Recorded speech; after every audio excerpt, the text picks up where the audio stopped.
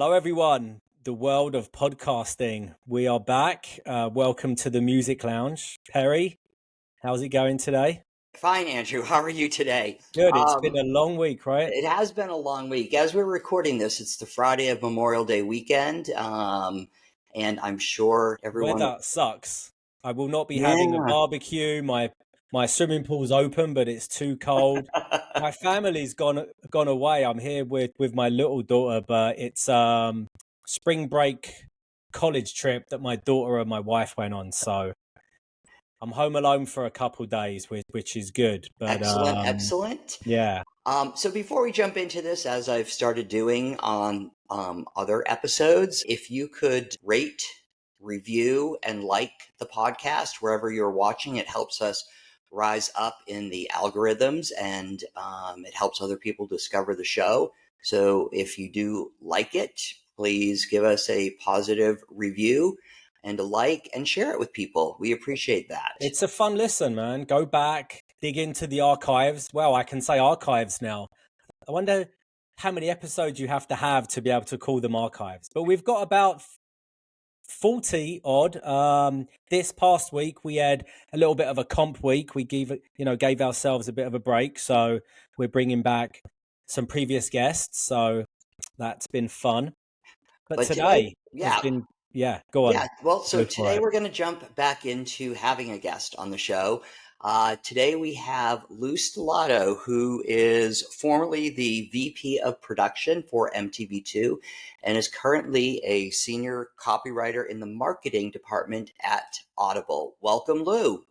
Hey, thank you. Welcome, Lou. How you doing? I haven't seen you in about 15 years, man, but Everybody looks great. it's been good. But, it was good in my department, music and talent or programming, that we still got to somehow work together and, support each other in our craft. So good to have you. Thanks for having me. Yeah, thank you for doing this today. We really appreciate it. I was prepping the interview. I discovered that your start at MTV Networks was actually as an intern. So walk us through the path of starting as an intern and then ending up at MTV2. I know that is a long amount of time, but take as long or short a time to answer as you feel like it. Okay. Good. That's a long time. And I just want to tell you that I spent an equal amount of years at MTV as I did at M2/MTV2. I was in college studying English Lit and writing, and convinced my advisors that an internship at MTV was important for that major because I was obsessed. And so they agreed. And that internship turned into a production assistant job. And this was back in the day where you could actually grow within a company. And so I started out as an intern, became a production assistant, became an associate producer, became a producer, writer, became et cetera, et cetera. So growing in a company doesn't happen today? I mean, I think it's more rare. How about No, everyone, you had like presidents that started off as interns, So yeah, I had so much fun at MTV and I had so much fun at MTV2. Why did you make the change? What was that like? Okay, now I'm going to focus on MTV2. Was it the launch of a new channel that made the move? So I was at the time what would become M2 was an idea. I was doing the MTV Beach House in Malibu. I didn't want to do it, but Michael Bloom convinced me to go. And I'm glad he did because I had a great time. Was planning on spending the whole summer there. I sublet my apartment and went, but I was only there for about a month or a month and a half. And in that month and a half, we did the Mission Impossible premiere. I did the Independence Day Countdown to Destruction. They were big movies that year. And I got a call from, I'm pretty sure it was Carol Donovan, who referred me to whoever it was that was putting together M2, that I should work on it. So she asked me if I would do it. I don't know if it was her or Tony, but I said, let me think about it. Because I was having a really good time in Malibu. I mean, I'm from New Jersey. What do I know about Malibu? So I was thinking about it, and then Bloom comes to my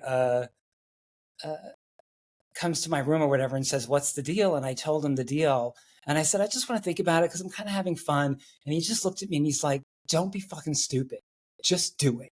So he was right, and I went back to New York. Didn't have a place to live. I was living in a hotel, and I had 1 month, 1 month to get M2 on the air. Wow. Yeah, it was intense, but So what does that entail? Like find programming, produce programming? What was the it was launch concept? it was everything. I mean, I wasn't in charge of programming at all. It was all about the on air stuff. The talent search was on. Matt was already in, obviously, but I had rules that I had to follow, which was staff up, poach no one. I was not allowed to take anyone from MTV. Wow. So it was all new people, who I had to train and then get them out. And we were also shooting on location. There was no studio. Everything was on location. Finding those locations, it was a lot. And then working with the new VJs except for Matt, who had never been VJs before. So in those early months or years, I went on every shoot with the producers that I hired, and I screened every tape. It was fun though. It was fun. And were they just artist interviews at that point? No, there weren't any artist Oh. interviews yet. It was all like old school MTV. It was VJ segments on location. So no interviews, Not segments. right away. I mean, if we did have interviews, it was really like up and coming artists or Yeah. wannabe artists. Or it would be for like specific shows, I would assume. Yeah, I want to say yes. I can't remember. Yeah. But in the beginning, it was just getting the new talent. It was Matt, Chris Kosach was one of the originals, and Jancy Dunn. It was getting them comfortable on camera and used to what the format was and familiar with, not Matt, but familiar with just what we had to do. And the locations also needed to be very lo-fi. That was the goal for M2, to look grungy, for lack of a better word. And that was fun too. It was also less pressure on the talent. They weren't surrounded by a crew and lights and all of that. I mean, there were lights, but just one. So you were probably trying to keep it East Coast to cut, to save budget on travel. So where were some of the places you would go and shoot? Well, it would around be New York, right? Always in New York. Yeah. It was always in New York. God, there was a thrift store on the Lower East Side. We would be in the basement of factories, empty warehouses at the Chelsea Market. We used to shoot at the Frying Pan, but like in the engine room, stuff like that. Somewhere you didn't need permits for it. Well, I wasn't in production management. I'm sure they got some kind of permits. Gotcha. We always got permission. We usually gave a credit and paid a nominal fee. Right.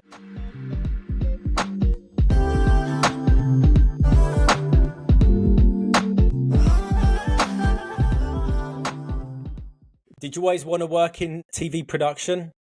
I didn't know I did. Like I said, I was studying writing at NYU, and then I was spending all my time watching MTV. Right. So when I got there, I was like, this is what I want to do. And when I went from PA to stage manager, I was also as a PA in the early days, or maybe even now, you spend most of your time on tape in the control room, timing segments, dealing with the tapes when we had tapes. And then when I became a stage manager, I was out on the floor with the talent, with the floor producer. And I was like, oh, this is what I want to do. So that's what I ended up pursuing. There was a chance or an opportunity where I had to make a decision between, like, should I direct? Not that I was, being offered a direction, but I could have trained to be a director. And it's not what I wanted to do. I wanted to be in the action with the talent, work with them. Because as a stage manager, this sounds weird to say, but I was able to make them feel comfortable. I was able to make them laugh. And that's very important. And so I brought that with me when I became a producer. The best way to get a good interview with talent and or the best way to get talent to be comfortable is to provide a relaxed atmosphere and to be friendly and comforting and make them comfortable. And that's a unique skill that not everybody can do. Not everyone has that ability to do that. And what I was going to say was, as you were on your career path at MTV, that's when the channel was still growing. There were new shows coming up all the time. There were new opportunities. There was so much happening there at the time that you almost could write your own ticket if you did a good job where you were, and then you could get another job on another show. It was a great time to be there, I believe. It really was. I mean, we didn't think of it that way at the time. It just seemed perfectly normal and natural to be able to evolve your career at the company that you worked at. But yeah, it was really a great time to go for what you wanted and develop your skill. And not just M2 or MTV2, but even MTV, we were allowed to, make mistakes, have fun. That's how you learn. Yeah. Yeah. And even let those mistakes or attempts air. Let's see what happens. Those were good days. So you mentioned equal time at MTV and MTV2. So what were those early years at MTV like? What kind of artists were you working with? Were some of them emerging that now are like the biggest artists on the planet? I used to keep a list. I was very young. I used to keep a list whenever I would like stage manage or produce like a town, like, oh, and it was on like a yellow pad. And I can't remember. Who were one of those artists? Cher? Okay. I mean, a lot of actors. Sarah Jessica Parker came in, Richard Bell. So there were a lot of non-music artists. Yeah. But, like Grace Slick came in and Madonna came in, and I mean, you name it. Do you remember your very first interaction with Madonna? Okay, let me clarify about Madonna. I was there when she came in, but she came to the MTV. I think she came to MTV a handful of times. MTV went to Madonna, but Madonna coming to MTV was very rare. And I was there when she came in. I think I was an intern to talk to Mark about the Make My Video contest. You guys don't know what that is, right? Yeah. It wasn't True Blue, was it? True Blue, yes. I had no interaction with her, but I was just, you didn't go get her a water or anything? No. As an intern? You just, and I'm not jaded or anything. Well, maybe I am, but after a while, you get used to seeing like famous people. But in the beginning, you get so excited. But even after you're used to it, every once in a while, someone will come in and you'll be like, so even at MTV2, I got to meet Stevie Nicks, and that was amazing. And I got to interview her. That was the only artist I've ever declined meeting. Why? Because I am such a fan. I just felt like I would have tripped over my words and made a fool of myself. But what it did get me was a signed lithograph from Stevie. Said, "To Perry, love Stevie." It's amazing. It's the best thing I ever got at MTV. So I did not own it. I still have it. Yeah, absolutely. Very nice. You're gonna have to like show it. We need to see. Post it on Instagram. Well, I don't know. It's in storage somewhere. So I remember she came in to do an interview like as part of the VJ segments with Jancy, and then afterwards I did a one-on-one. I was not on camera. I did a one-on-one with her for like news to use. And I remember at one point, first of all, she was absolutely lovely. But I remember at one point I was so obsessed. I'm like, so Stevie, I understand you did like 2 videos for Stand Back, but the first one was like rejected. So can you tell us about that? Honest to God, she looked at me and she's like, did I? We moved on. And Liz Rosenberg was with her. Always. Yes. Yeah. Her and Madonna, actually. Yeah. And Cher. Yes. Who was that? Publicist, manager? She was a publicist at the label. Oh, that's right. Yeah. A very powerful one. Those were her three big artists that she had. Yeah. Publicists had a lot of power back then. Well, still do, but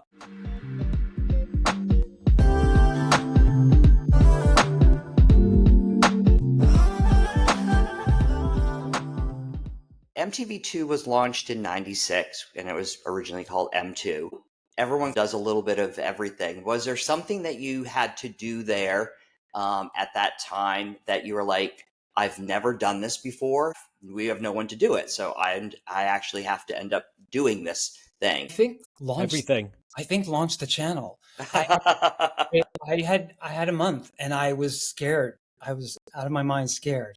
So you played music videos, right? So there was basically music video blocks. What other programming was? None. In the beginning, there was Okay. nothing. It was 24 hours of music. And you're like, of course, in hindsight, you're like, what's the big deal? But you just feel like all eyes are on you. This is a big deal. Like MTV is launching a sister channel. What? How do you make it different? How do you make it still valuable and exciting? And Yeah. And I wasn't so much worried about making it different because by that point, MTV had so much programming. The idea was that we were answering a complaint that MTV was not showing music videos anymore. So in that sense, we knew what we were doing. But it was just, the schedule of it, the speed of it. I kept thinking, why are we doing this so fast? Obviously to make the August 1st launch, which was when MTV launched. Right. But I'm like, why are we starting in July? So that part of it was all very new. And just working with all new people who had never worked at MTV before. It was a lot. But, we did it. so you weren't able to poach anyone, but were some MTV departments sticking their toes and helping you out?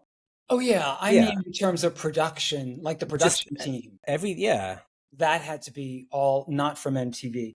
But, Darcy was our programming queen, and I love her. And but everyone else obviously was from MTV, and Matt, of course. When you say Matt Pinfield. Okay. Of course. And the poaching thing, I shouldn't use that word, but you know what I mean. It kind of changed, after a while. Like the staff, the producers changed, and I did bring people over from MTV that wanted to move over or that were available to move over. I think when I got there, I went to work for Paul de Benedettis in programming in 2002.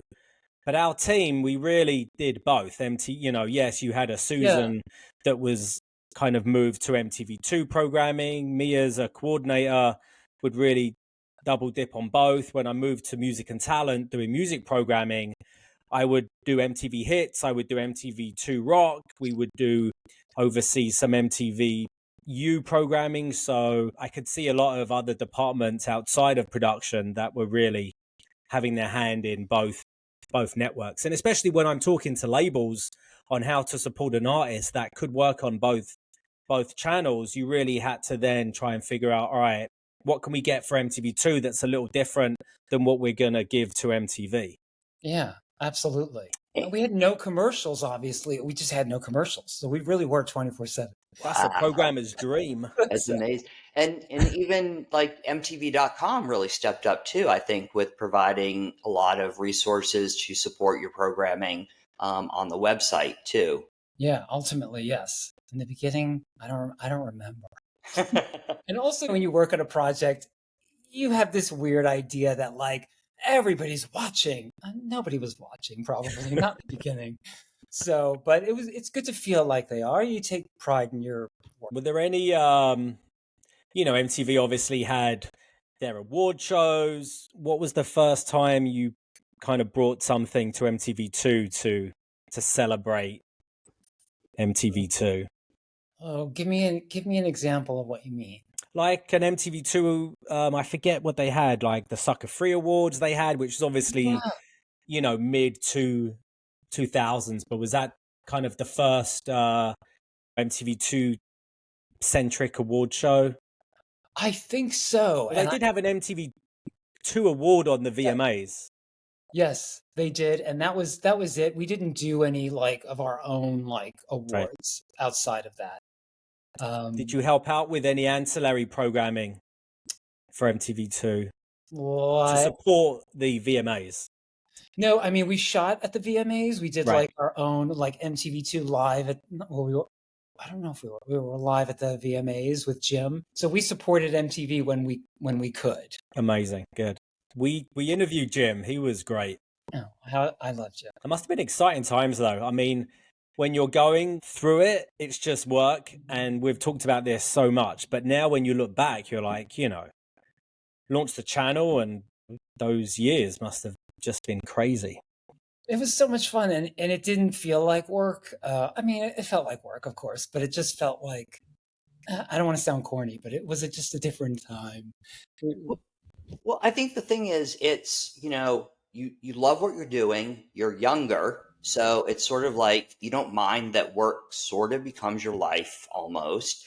You're working with really fun, creative people, and that makes it that much better. And you feel like you're working on a product or project that you can really be proud of and that kind of means something. I mean, you know, the launch of MTV is so iconic. To launch another channel for in the MTV Networks universe has got to be like a really cool thing to sort of say you did, I think. Yeah, you're right, Perry. Make him feel good about himself. You're right. Were you into music at all? Like, you know, early on through college, and that was what MTV was really about yes, to you? that's why I ended up there, because I'm not telling a story that anyone else couldn't tell, but I would just stare at MTV all day. I would make VHS compilations of videos. I would have it on pause and be like, press record. So yeah, I was obsessed. I was a big pop fan. John Norris and I would have, he was very serious about pop, and we would have like debates about what was good and what wasn't.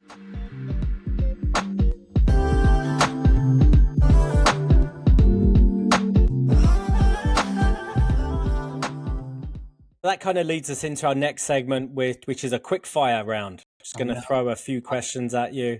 I'm going to fail. It isn't a this or that. What was your first concert? My first concert? Second? My first concert was not my choice. I was a child, a very young child, and my sister was being taken. Oh God, this is going to age me. Was being taken to see the Osmond Brothers at Madison Square Garden, and because on that particular day of the concert, I had a choice. I could go with my dad and my brother to a football game, or I could go to the Osmonds. I didn't know what the Osmonds were, or maybe I did, but I wasn't like obsessed with them. So I said I chose the concert. But that experience must have been, I mean, if you can. Yeah, I do remember it. Yeah, it must have just been mind-blowing. And they were this big. Yeah. I remember it. What was the first album you owned or bought? The first album I had, so my dad belonged to one of those record clubs, you know, where you get 6 albums for $1 or whatever. And 1 month, whatever, he said, you and your sister can each pick 1 album. Very excited. And I don't know why I chose this, probably because it was a movie. I chose the soundtrack to Tommy, the movie. And I'm not really like a big Who fan. I'm not. But I wore that out. Okay, so what age were you, and had you seen the movie? I had not seen the movie. I was going to say. So was it just the album cover that made you pick it, or you had a friend named Tommy? No, it was definitely that I knew it was a movie, and it seemed like a big deal. I'd seen it in like newspapers or whatever. It felt like a big deal, and that's what I chose. It was probably because Anne Margaret and Tina Turner were in it, right? Maybe. I don't know. I didn't see it till many, many years later. Where do you learn about new music today? Spotify. Yeah.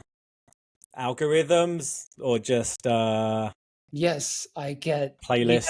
I forget what that playlist is where they like based on what you're listening to. Try this.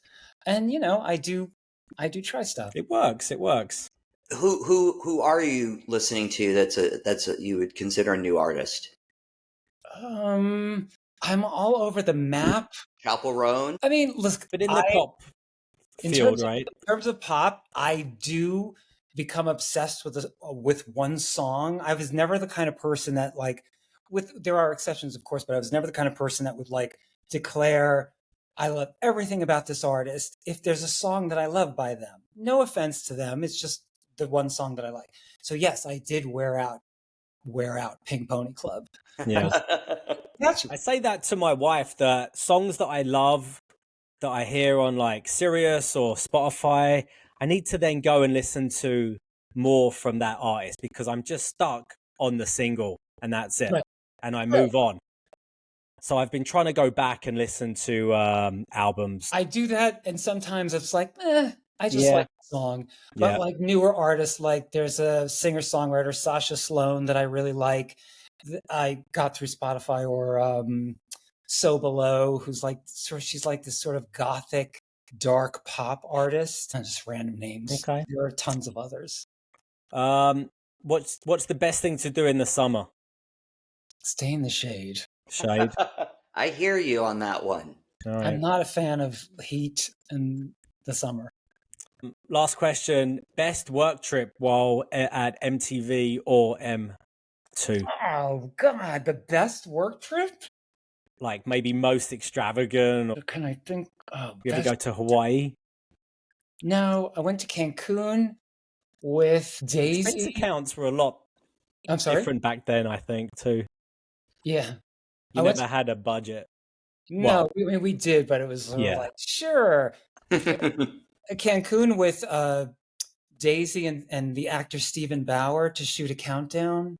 That was fun. I went to Jamaica with Colin Quinn, Club Med with Downtown Julie Brown. Those are great. I mean, honestly, the funny thing is that to you, it was work, and anybody else would be like, that was the most amazing thing you could ever do in your life.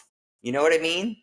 I know what you're saying, Andrew. Did I go to Nebworth for one of the concert or something? I was never see Oasis. Yeah, I was never on those projects. It was usually to produce a specific show for a specific reason. But yeah, to Perry's point, they were all fun and new and exciting, and like the people you were with, like they weren't work colleagues, they were pretty much your family and your best friends. Like you spent so much time with these people. Yes, exactly. It was just fun to be with them in or outside the office. It really didn't matter, right? So it's absolutely true. And the beach house in Malibu, like just even being there for a month, it was just like, oh, I'm with my family, and we're all just hanging out in new surroundings, and isn't this fun and exciting?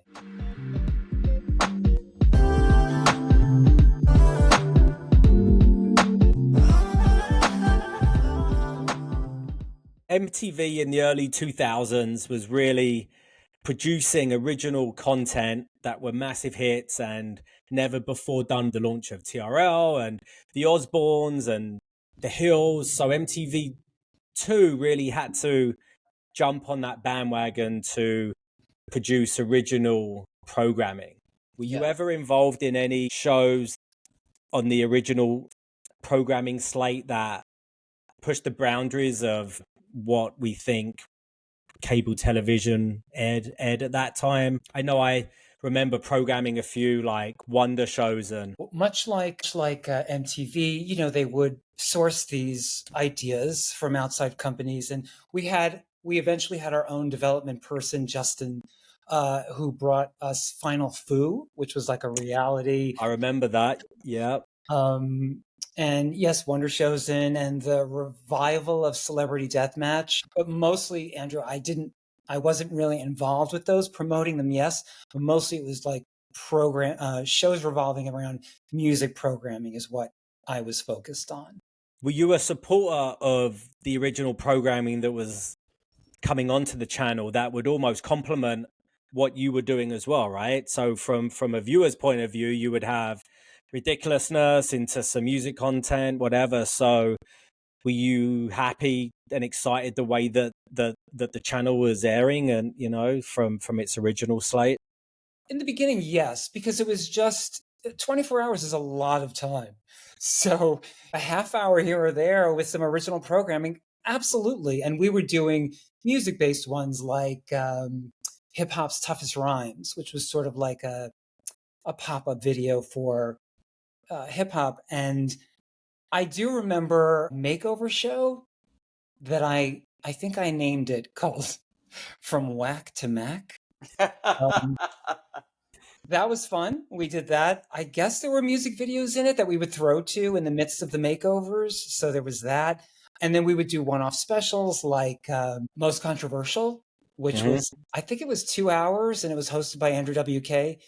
That was fun. Did Tom Calderon talk about breaking the law? I don't think so. No. That was a show that I remember the shoot very well. I went with the producer. We shot it in an abandoned prison in Brooklyn or Queens.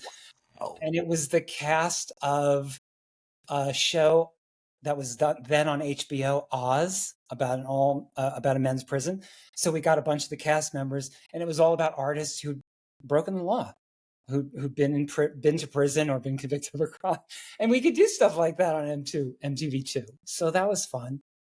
So you were shooting like original programming around music. Where did a lot of those ideas come from, internally, or were you brought ideas, or did you have an artist that you had to, that was a priority, and ideas came from that?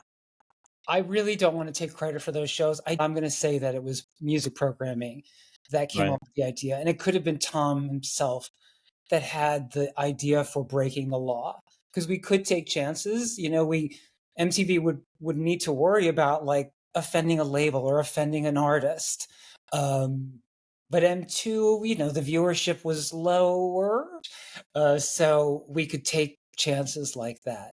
So I would have to say the only time in the early days, Darcy would be like, "Lou, it's your birthday. Why don't you program some M2?" And I did. I programmed 6 hours of M2 and it aired. That kind of stuff we could do. And then of course the A to Z stunt. Did you guys ever talk about that? We haven't talked about it. No. That was every video A to Z, right? Every video in the life. It took several months. Yep. Wow. And we had like a light up board that they would take to every location, and it said now playing M. And so it would live on M for weeks and weeks and weeks. But yeah, there were no repeats for as long as that went on. Easy to program as I'm thinking about it, because you just, in Stellato, you could just type in M and hit a button and boom. Do you remember what the first and last videos were? The first video was Beck, Where It's At. The first video, the A to Z. Oh, sorry. I'm like, that's B. I don't remember. I thought you meant the first video on MTV. That was like the entire month of music programming debating what would be the first video on M2. But no, Beck, I think, was the first video played. How did you come up with that? Do you remember? With what? With Beck as the first video? I didn't. It was... Well, no, but you were in the group that people were talking about it. I think that, originally there was talk about like, why don't we play the first video from MTV, which was the Buggles. Mm-hmm. But then it was decided that it felt like we didn't want to feel like a throwback. We wanted to feel new, even though it was. And at the time, Beck was hot, and the title answered like what M2 was supposed to be. Right. Yeah. Where's the music? Yeah. Did you work on any of the 24-hour stunts? Yes. Okay. I worked in the sense that I was there for all 24 hours, but I think Alex oversaw both Courtney and Fu. And my team worked on it as well in shifts. Those were fun. Any story to share on either of them that we may not have heard already? I don't know if you've heard it already, but not for Fu. They were great, and they went out on the street and were playing music. I don't know how people do it. Just the one moment where Courtney was, I guess she was upset about something, and she came storming into the control room in nothing but panties. And she was just very upset about something. Nothing but panties. So valid that she forgot to put her top on. Priorities. Yeah.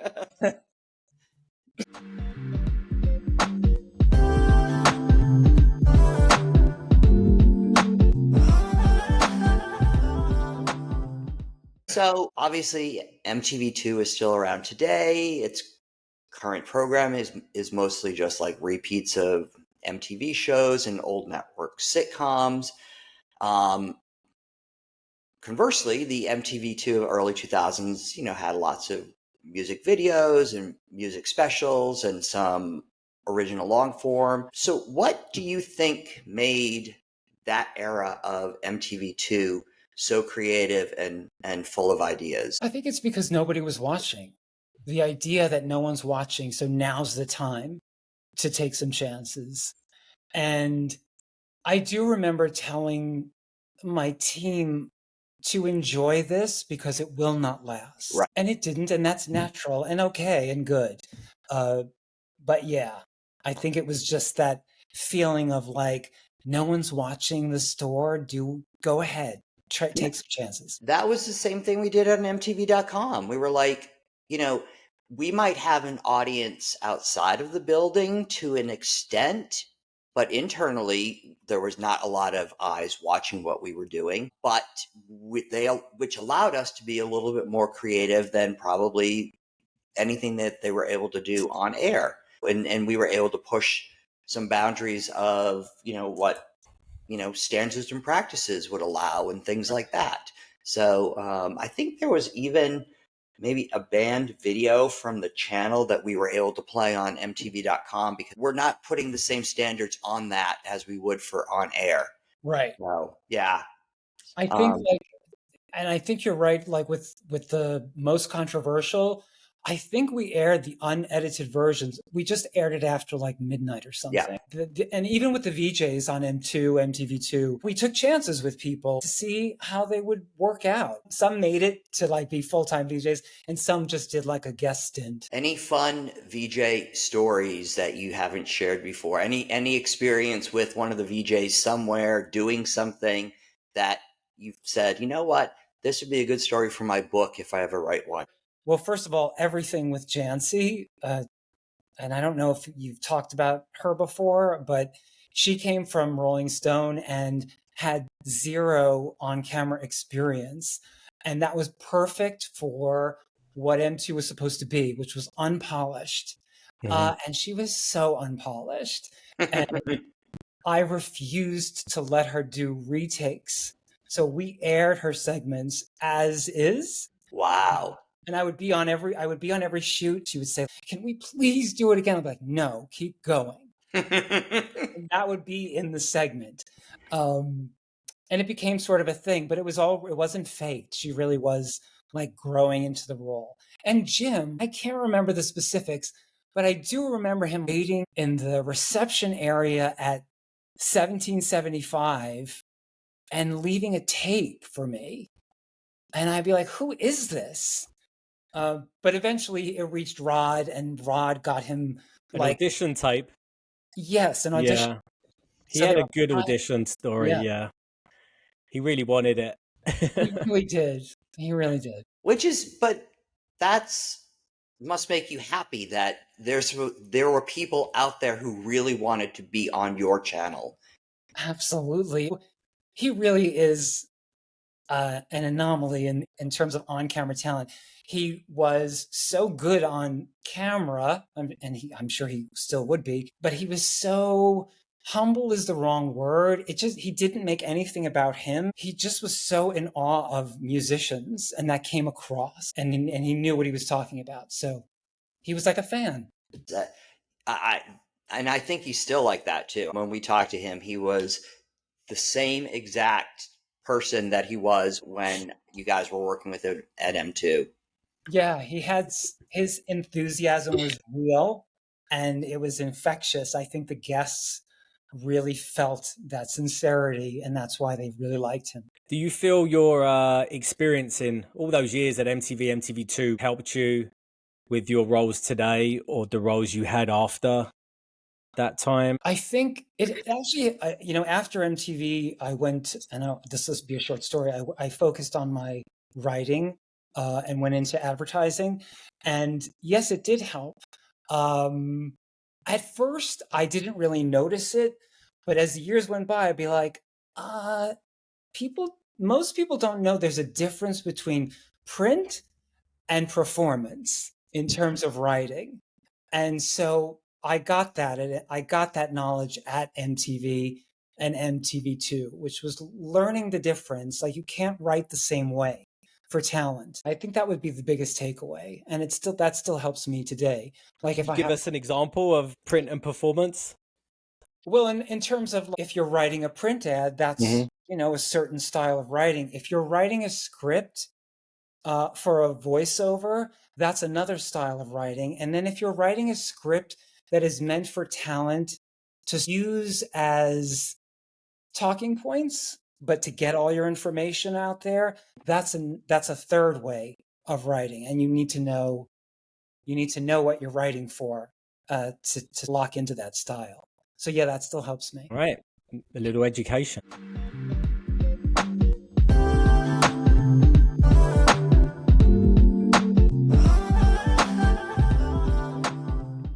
As we're sort of wrapping things up here, you said that you're a big music fan. What is your favorite venue in New York, either current or in the past? And what was the best show that you ever saw there? It's a multi-part question. My favorite venue is Madison Square Garden. It's just been the site of so many things. All the artists that I've seen there. And your first concert was there. Well, okay, yes.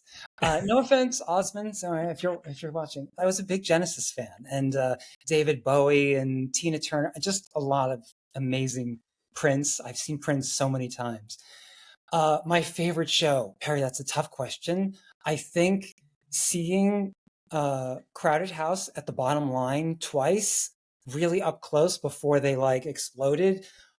I will always remember that. And I remember there was a magazine at the time called Musician Magazine. Mm-hmm.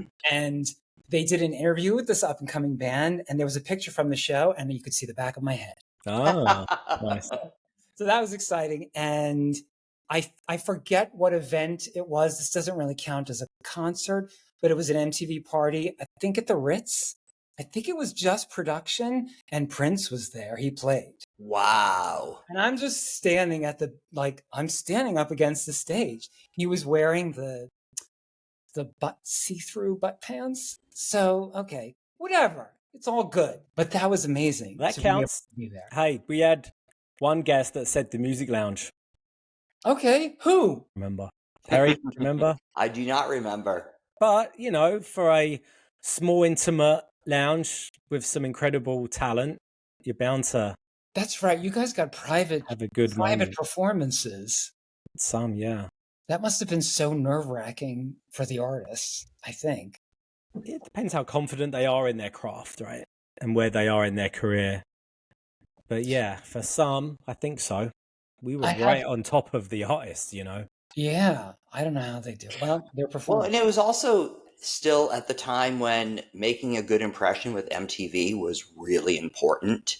Yeah. I can imagine it must have been a little bit nerve-wracking, especially also when you come in with the president of the label and the head of marketing for the label and all of those people too. I do want to say the other great thing for me about M2 is what we were talking about before about discovering new artists on Spotify. Because I had it on all day, I was hearing things I would never have heard before or chosen to listen to. Stuff like Chibo Mato. How would I have come across that? Or the John Spencer Blues Explosion. That was a great music education for me. So that's what I loved about, one of the many things I loved about MTV2.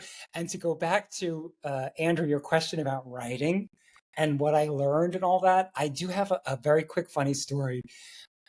This was years ago, but many years after. I was somewhere where a former Club MTV dancer was signing autographs. I don't remember why. I think she became a model or something. And I worked for many years on Club MTV. I was Julie's producer, and I wrote all the segments for her. And so I met this former dancer, and we were talking about the show, and I didn't have to deal with the dancers. I was with them on the floor, but I was with Julie. Yeah. And she's like, "Oh, what did you do?" And I told her, I was Julie's producer and I wrote the script. And she looked at me, she's like, "There were scripts?" I took that as a compliment. Amazing. Absolutely. It was so conversational, and so you wrote in her voice, and yeah. We knew how to deliver. Absolutely. So that brings us to the end, Lou. This wasn't too bad, was it? It flew. No. And you said you couldn't remember anything. I'm not going to watch this, so have at it. You brought back some gems, man. I'm sure there are more. We don't talk enough about MTV2 also, and I think that's why, it's so great to kind of have you or Holly or Jim on because we really get that perspective. All right, Lou. Thank you, Lou. And to anybody listening, please rate, review, and share this podcast so that we could build our audience and hopefully do more of these. Thank you for listening. He said, thank you, guys.